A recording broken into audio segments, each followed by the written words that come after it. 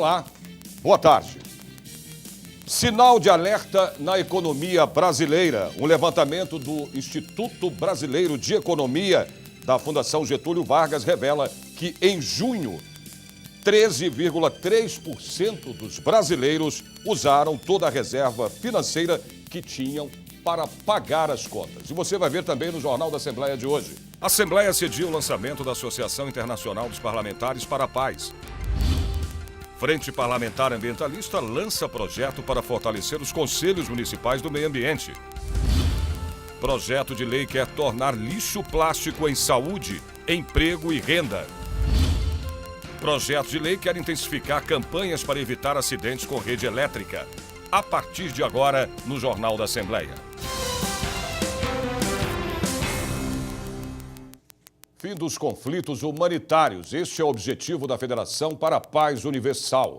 A entidade que tem 500 mil associados em todo o Brasil, 180 mil no estado de São Paulo, realizou aqui na Assembleia Legislativa o lançamento da Associação Internacional dos Parlamentares para a Paz. Lançada em 2016 na Coreia do Sul, a Associação Internacional dos Parlamentares para a Paz se faz presente em todos os continentes. São mais de 250 países ao redor do mundo. O evento também homenageou novos embaixadores da paz e contou com a presença de autoridades, parlamentares, militares, religiosos e várias entidades filantrópicas. Esse trabalho, claro, envolve pessoas que atuam em todos os segmentos da sociedade, na área política, na área religiosa, acadêmica, filantrópica, todos os setores, enfim. Porque nós acreditamos que, de fato, a paz é um bem comum e a paz ela precisa ser cultivada por todos. A paz começa em mim e deve se expandir por minha família, pela comunidade, pela nação e pelo mundo. A coronel Helena, uma das homenageadas, recebeu o título de embaixadora da paz por seus grandes feitos. Ao longo da minha carreira, desenvolvi diversos trabalhos, como a estruturação de núcleos de mediação comunitária de conflitos, interferindo na sociedade, impedindo que pequenos conflitos do dia a dia evoluam para ações de violência mais grave. Hoje, trabalho com a Defesa Civil Estadual, sou coordenadora estadual da Defesa Civil. Fazemos também um trabalho de prevenção junto às comunidades, junto aos municípios e também o trabalho de reconstrução e recuperação de áreas degradadas. Também homenageado, o deputado federal Arnaldo Faria de Sá destacou a importância do papel dos facilitadores da paz mundial. Todos têm a sua parcela de contribuição, todos nós. Não precisa ser parlamentar, não. Você que está me ouvindo, você que está participando de qualquer atividade, de qualquer ação, defenda sempre essa política de paz. A paz é fundamental para que você não tenha só a sua paz interior, mas você provoque a paz dos outros também. Talvez o dia que você provocar a paz dos outros, você será muito mais em paz. O deputado Ramalho da Construção do PSDB ressaltou o papel de pacificadores dos parlamentares. São os parlamentares que fazem leis, que contribuem com a legislação. Os vereadores na legislação municipal, os estaduais nas legislações estaduais. E o Congresso que tem 513 deputados e 81 senadores, com certeza eles vão estar lá para estar ajustando projetos de leis, para dar mais força ainda no Brasil à Associação pela Paz Mundial. Eu acho que, com certeza, todos nós, que ainda que seja pouquinho, ainda que seja alguns segundos, possamos fazer alguma coisa pela paz mundial, com certeza nós estamos contribuindo com o Criador, que é o grande Deus que está lá nos céus. Pela quarta vez no ano, a presidente do Supremo Tribunal Federal, ministra Carmen Lúcia, assumiu a presidência do país. O presidente Michel Temer viajou para o México, onde participa do encontro de presidentes dos países do Mercosul e da Aliança do Pacífico. Pela linha sucessória, quando o presidente viaja, a cadeira deveria ser ocupada ou pelo presidente da Câmara, deputado Rodrigo Maia, ou pelo presidente do Senado, o senador Eunício Oliveira. Mas pela lei eleitoral, se algum deles assumir a presidência 6 meses antes das eleições, só poderá concorrer à presidência, ou seja, estariam proibidos de concorrer ao cargo atual nessas eleições. Por isso, toda vez que o presidente Temer viajar, eles também estarão fora do país. Representantes de diversos setores da sociedade se encontraram aqui na Assembleia Legislativa para debater um assunto que preocupa a todos: a preservação dos mananciais e reservatórios de água. A discussão da mesa redonda aconteceu em comemoração ao Dia Mundial da Água e foi promovida pela Frente Parlamentar em Defesa da Billings, coordenada pela deputada Ana do Carmo, do PT. Nós estamos fazendo todas essas atividades para que nós possamos conseguir convencer as pessoas a lutar e defender aquilo que é nosso, aquilo que é do povo brasileiro, aquilo que é do povo paulista, que é as nossas águas limpas, que é cuidar das nossas nascentes. A situação de São Paulo não é das melhores. Segundo o ranking de saneamento feito pelo Instituto Trata Brasil, das 100 maiores cidades, São Paulo é a 43ª quando o assunto é esgoto tratado. E ocupa a 30ª posição quando o item é a perda na distribuição. A pesquisa ainda mostra que faltam investimentos no setor e leis mais rigorosas contra a poluição de mananciais. A mesa ainda trouxe a discussão do Fórum Mundial da Água, promovido por grandes grupos econômicos que defendem a privatização das fontes naturais de água e de serviços de saneamento. Essas áreas estão sendo adquiridas, as jazidas estão sendo compradas, os governos comprados também para facilitar o acesso de grandes investidores, que são estados, que têm pouca água, que são fundos de pensão, que são grandes corporações, cada vez em número mais reduzido, que estão se apoderando dessas últimas jazidas. Então, elas promovem, de um lado, a deterioração das condições gerais de água e tornam raro e escassa a água boa disponível. O que nós estamos precisando é fazer que os governos representem a população, simples assim. Olha, não chove há quase 3 meses na região metropolitana de São Paulo. E a situação dos reservatórios é preocupante. Hoje o nível do sistema Cantareira, que abastece 7,5 milhões de pessoas, está com 40,8% da capacidade. E é importante não jogar água fora. Economize, hein? Os direitos das pessoas com visão monocular foram debatidos aqui na Assembleia Legislativa. Uma lei de autoria do deputado Marcos Martins, do PT, classifica a visão monocular como deficiência visual. O auditório Teotônio Vilela ficou cheio. Pessoas que vieram de outras cidades para dar depoimentos de lutas e restrição de direitos. José Roberto é um deles. Perdeu a visão de um olho quando tinha 23 anos em um acidente de moto.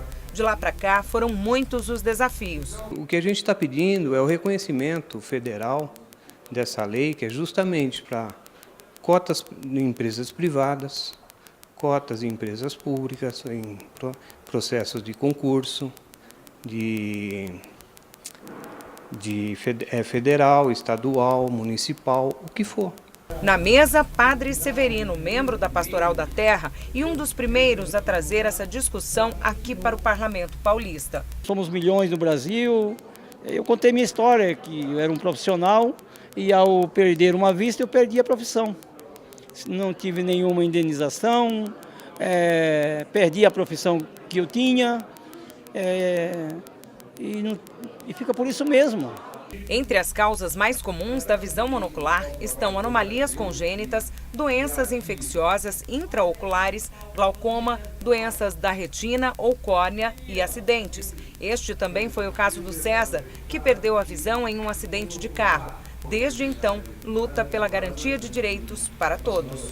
Eu morei na Argentina há 5 anos, eu sou politraumatizado, além de ser cego, eu tenho carteira de deficiente lá, passei por uma bateria de exames. No Brasil, eu sou aposentado por invalidez.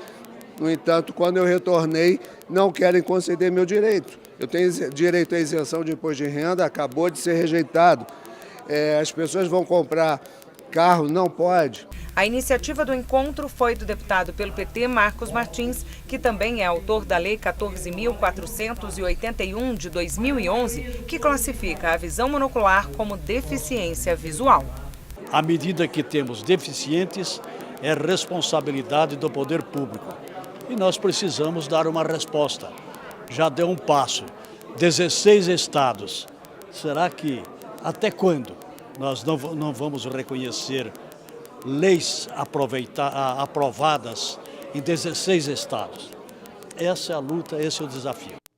O corpo do piloto de avião Marcel Mendes foi enterrado ontem em São Paulo. Ele morreu de hemorragia cerebral e foi velado aqui na Assembleia.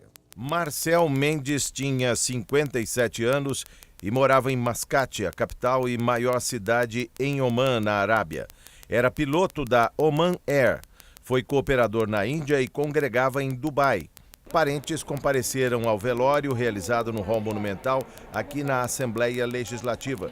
O deputado Coronel Telhada, do PP, também prestou condolências à família de Marcel.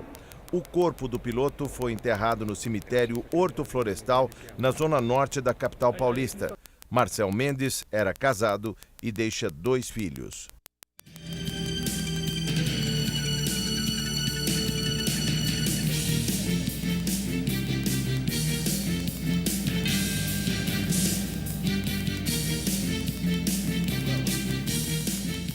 Você vai ver a seguir. Projeto de lei quer intensificar campanhas para evitar acidentes com rede elétrica.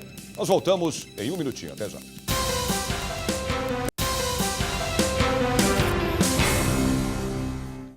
Foi promulgada pelo governador Márcio França a lei que obriga a divulgação em locais de grande movimento dos telefones da Central de Atendimento à Mulher, o 180, e também do Serviço de Denúncia a Violações aos Direitos Humanos, o Disque 100. O projeto que virou lei é de autoria da deputada Clélia Gomes, do Avante, e está em vigor desde o dia 7 de junho deste ano. A Frente Parlamentar Ambientalista lançou aqui no Legislativo um projeto para fortalecer os conselhos municipais do meio ambiente. O encontro foi organizado pelo deputado Carlão Pignatari, do PSDB. O deputado Carlão Pignatari, do PSDB, coordenador da frente, recepcionou representantes da ANAMA, da ONU Meio Ambiente e da SOS Mata Atlântica. Ao todo, eles estão visitando 17 estados que abrangem o bioma da Mata Atlântica. Nesses municípios nós temos os conselhos de meio ambiente, que são aqueles conselhos que têm que validar esse plano. Esse plano foi proposto muito antes do plano de resíduos, muito antes dos planos de saneamento, que foram leis posteriores. Como a lei da Mata Atlântica ela vem sendo construída há muito tempo, foi dada à sociedade a competência de validação e a competência de aplicação dessa lei. Para oferecer apoio para implementar os planos municipais de conservação e recuperação da Mata Atlântica, as entidades atuam em 2 frentes: capacitação e consulta pública. Esses municípios têm que fazer a lição de casa, construindo seus planos municipais de recuperação e preservação da Mata Atlântica, e também isso tem uma metodologia para ser feito. Isso tem que ser aprovado nos conselhos de meio ambiente. Por isso que a gente está explicando do que se trata um plano municipal da Mata Atlântica. Ele, na verdade, faz o diagnóstico da situação da Mata Atlântica, por isso que nós estamos indo aos 17 estados onde tem Mata Atlântica. O nosso foco é a Mata Atlântica. Maurício Brusadin comemorou o primeiro ano de desmatamento zero no estado de São Paulo. Ele disse que vem trabalhando pela ampliação dos conselhos ambientais e lembrou que o estado tem a maior reserva de Mata Atlântica do país, com 18% de área protegida, sendo 153 unidades de conservação. Essa é uma conquista da população paulista. Essa é uma conquista da nossa biodiversidade.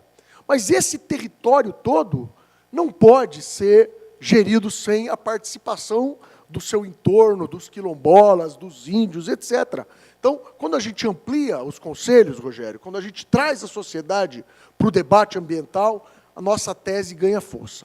No evento foi assinado um termo de cooperação de entidades representativas do meio ambiente com o MAP Biomas, para que os municípios possam ter acesso a informações para elaborar os planos de Mata Atlântica. Mapeia a história do território brasileiro. Então a gente conta a história de cada quadradinho de 30 por 30 metros do Brasil, como é que ele foi ocupado ao longo do tempo.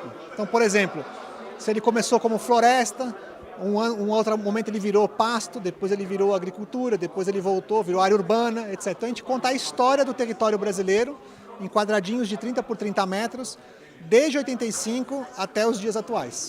O deputado Carlão Pignatari, do PSDB, que coordena na Assembleia Legislativa a Frente Parlamentar Ambientalista, explicou a importância da implementação da Lei da Mata Atlântica e do fortalecimento dos conselhos do meio ambiente. Nós já fizemos reuniões aqui na Assembleia Legislativa, promovendo, elegendo os conselhos, o Conselho Estadual, e nós estamos, não é que forçando, mas pedindo aos municípios que montem os seus conselhos de meio ambiente, que é de extrema importância para a gente discutir o que é que nós queremos em cada um. Não interessa se é da Mata Atlântica ou não, mas que a gente tenha o conselho para proteger o meio ambiente aqui no estado de São Paulo. Isso é um trabalho que a frente vem fazendo com um auxílio enorme da ANAMA. O governador Márcio França promulgou a lei que dispõe sobre o exercício da profissão de podólogo no estado de São Paulo. A lei, que estabelece critérios para o exercício da profissão, foi criada pelo deputado André do Prado, do PR, e está em vigor desde o dia 11 de junho de 2018. Um fórum aqui na Assembleia Legislativa debateu o racismo e as necessidades de políticas públicas voltadas a crianças e adolescentes vítimas da violência racial. Um grupo de norte-americanos da Fundação Martin Luther King participou do debate. A reunião abriu com a fala do Dr. Charles Steele Jr., ativista social, que apontou a situação do negro nos Estados Unidos. Ele afirma que em 50 anos nada mudou para a população negra. Um exemplo são os salários. Segundo o Dr. Steele, a população branca chega a ganhar em média $175 mil no ano. Já os afro-americanos recebem apenas $20 mil em média. A experiência norte-americana mostra muito disso. Houve a superação de vários pontos nesse aspecto, chegou-se até a um presidente negro a assumir o país, mas mostra-se por outro aspecto que, se por um lado avançou-se muito, há uma série de outras questões que precisam ser enfrentadas. As políticas de encarceramento em massa, as questões todas que foram colocadas aqui do racismo, as questões econômicas, a questão da diferença salarial, a questão da diferença de acesso à universidade e que se coloca da mesma forma sobre o caráter racial no Brasil. O debate também abriu a discussão para a violência contra crianças e adolescentes. A taxa de homicídios de negros é 2,5 vezes maior que a de não negros.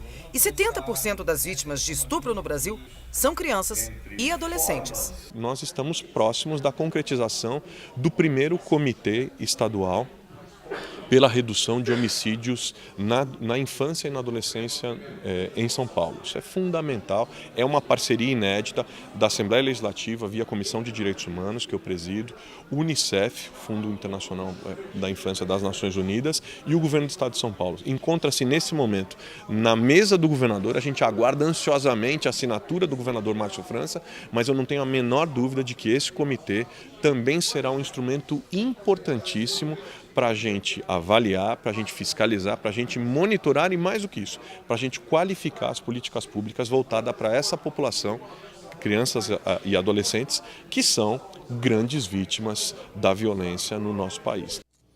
No ano passado, em todo o país, 627 pessoas morreram em acidentes com energia elétrica. Os números são da Associação Brasileira de Conscientização para os Perigos da Eletricidade. De 10 casos, 9 poderiam ser evitados com conhecimento e informação.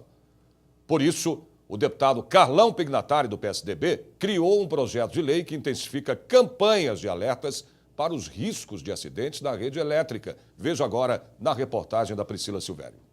Luiz trabalha na construção civil há muitos anos. Nunca sofreu um acidente porque coloca a segurança em primeiro lugar, principalmente se o trabalho for na área externa. Nunca trabalhar com material que seja condutor elétrico, por exemplo, cabos de alumínio, ferro, barra de ferro, essas coisas são fundamentais para que você evite. Sempre usar um material isolante, madeira, plástico. E Luiz precisa tomar cuidado mesmo, porque é na construção civil que os acidentes com energia elétrica mais acontecem. A principal razão na construção civil, que é a principal causa dos acidentes, com letalidade inclusive, é a iniciativa que o morador faz em fazer seu puxadinho na sua residência. Significa dizer, ele vai usar uma escada, geralmente as escadas mais recentes são de alumínio, usa vergalhões para fazer seu concreto armado, os dutos, etc. Nos fios mais baixos de um poste, a eletricidade se divide entre 110 e 220 volts. Já naqueles mais altos, a corrente elétrica é de 3.000 volts. Mesmo com propagandas em rádio, TV e até nas contas de consumo, o número de acidentes envolvendo energia elétrica caiu muito pouco. No Brasil, de 2001 a 2016, a redução foi de 26%, uma média de 2% ao ano. Para aumentar esse índice, tramita aqui na Assembleia Legislativa do Estado de São Paulo um projeto de lei. O projeto de lei é o de número 50 de 2017, de autoria do deputado Carlão Pignatari, do PSDB, que dispõe sobre a indicação expressa do risco de morte por contato acidental com a rede elétrica. A partir da hora que colocar em latas de tinta, em vendas de pincel, em todos os produtos que vão de pintura, você acaba difundindo mais e alertando mais a população do risco de morte para um acidente, para não ser eletrocutado num cabo de alta tensão. Só avisos, é para você colocar no rótulo bem visível, né, o aviso da preocupação que você tem, mostrando aqueles desenhinhos para as pessoas prestarem atenção e verem o grande problema que traz. O governo do estado promulgou o projeto do deputado Paulo Correia Júnior, do Patriotas, que torna permanente a Operação Verão na região da Baixada Santista. A lei, em vigor desde 8 de junho deste ano, determina que a Operação Verão deverá ser implantada permanentemente nas cidades de Bertioga, Guarujá, Cubatão, Itanhaém, Mongaguá, Peruíbe, Santos, São Vicente e Praia Grande.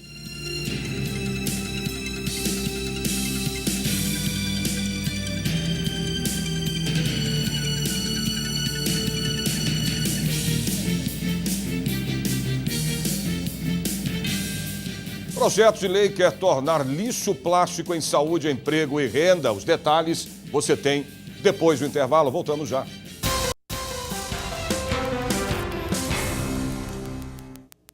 A lei que autoriza o governo do estado a implantar centros de alta resolutividade para diagnósticos de câncer de mama em hospitais regionais foi promulgada pelo governador Márcio França. A lei foi criada pelo deputado Marcos Damasio, do PR.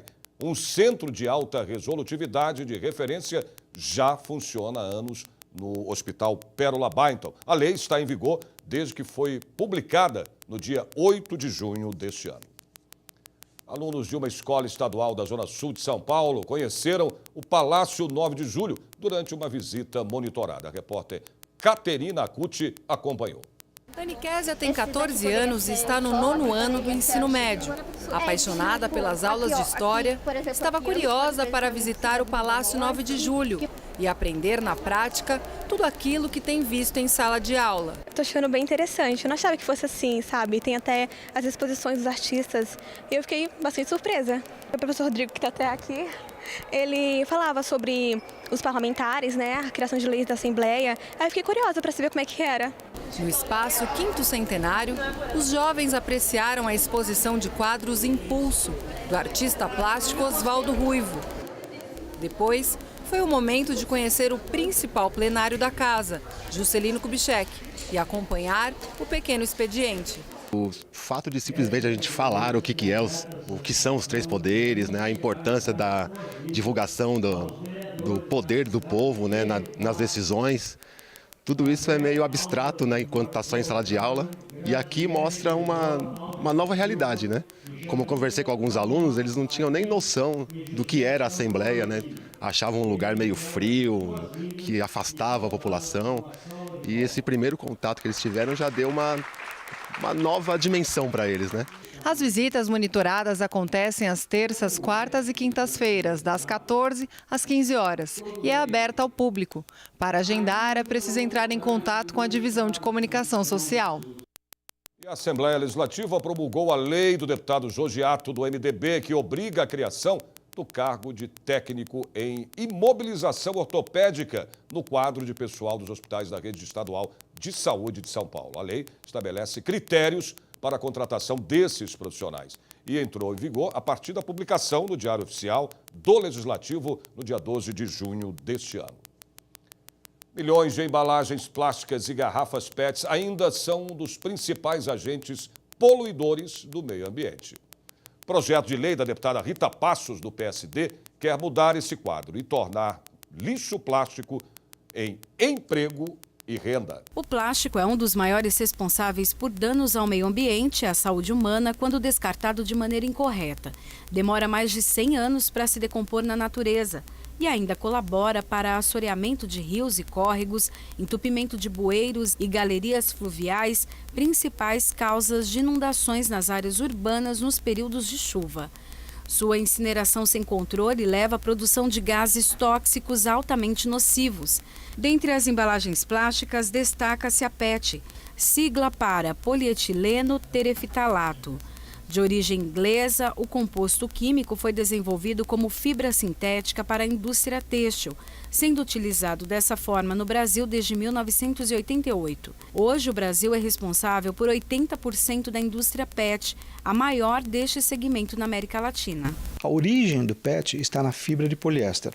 Portanto, você reciclar uma garrafa de PET e fazer dela fibra de poliéster é uma mera modificação do formato físico dessa embalagem. O projeto de lei 436 de 2008, de autoria da deputada Rita Passos do PSD, propõe que as empresas produtoras, distribuidoras e envasadoras de garrafas de PET ou plásticas em geral, estabelecidas no estado de São Paulo, desenvolvam programas de reciclagem, reutilização ou reaproveitamento desses produtos. Esse programa, além de ajudar na questão do meio ambiente, que essas garrafas PET, os plásticos não vão parar nos rios, né? Quando acaba chovendo muito, quando você olha para o rio Tietê, por exemplo, você vê um tapete de garrafas PETs, né? E também os bueiros, que muitas vezes são entupidos por causa desses plásticos que são jogados na rua e com a chuva levam todos para o bueiro. Então, além desse processo da reciclagem ser bom para o meio ambiente, também vai trazer uma outra fonte de rendimento para as pessoas que vão trabalhar nessa questão de reciclagem.